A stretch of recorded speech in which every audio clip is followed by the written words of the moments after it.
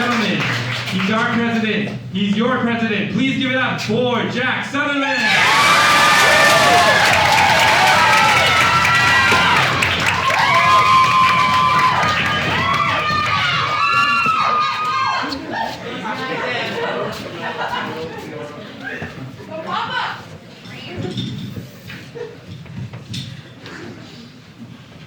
I went to see the, oh, by the way, how's the volume for you guys outside? Can you hear? Great, okay, nice. Speak up, I'll speak up. I'll shout into it, okay. I went to see the Parents' Day production of Oedipus Rex in order to live out my fantasy of watching Teddy Fisher wipe his own blood on children of incest. I was not disappointed. Actually, scratch that. I was a little disappointed because right when I got to one of my favorite parts, the part where Oedipus shares a delicate kiss on the lips with his mom wife, I look over and I see that the freak sitting next to me is with his father, and he is holding his father's hand.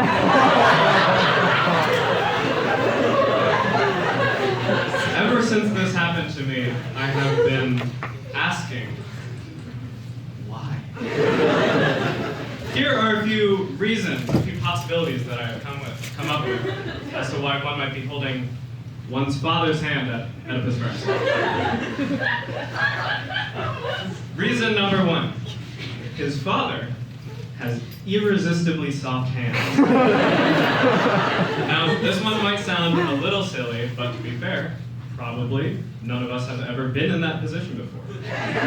We don't know what it would be like if our father's hands were silky to the touch, delicate like a newborn's. Who can say whether we, at the violent climax of Oedipus Rex by Sophocles, would be drawn to the gentle scent of our father's lavender hand cream, or the glossy clack of his smooth fingernails.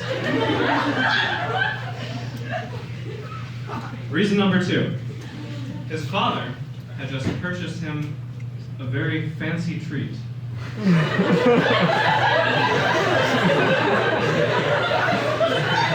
That he wanted to show his gratitude. Maybe it was a lingonberry Danish, or perhaps even a macaron with a nice teal hue. Maybe it was even a Spanish flan. Nay, a chocolate fig biscotti that led him to hold his own father's hands for the duration of KCDC's Parents' Day production of Oedipus Rex. Or maybe I just don't want to admit that I'm jealous.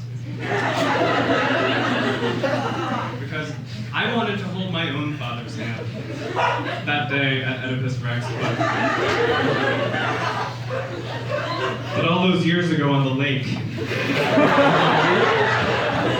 when the thin ice cracked and I fell into the frigid water, my father was able to pull me to safety, but not himself.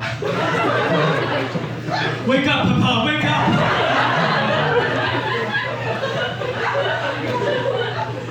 I tried to pull him out, but he was so heavy. He'd always told me to stay off the ice, but I didn't listen. I was just a kid. I thought I was invincible. I ran into town to get help from Benny. Benny, the nice man who ran the general store. He had a big bushy beard and a twinkle in his eye. I could barely get the words out. Papa, in the lake, help.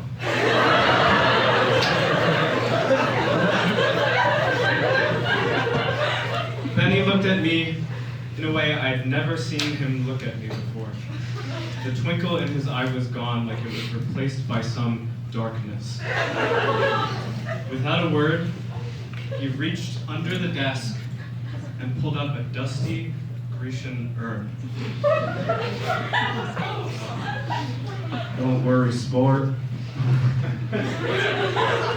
We'll burn your pappy up real good. Put his ashes in here.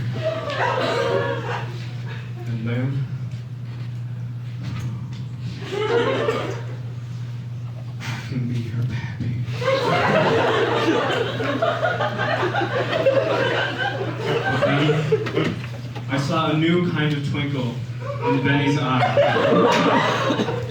Fear.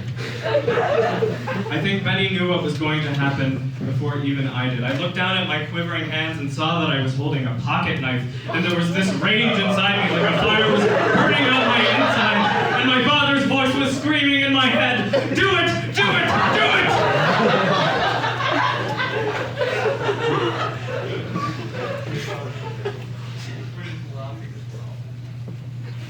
They say the coroner found so many stab wounds in Benny's body that she just stopped counting.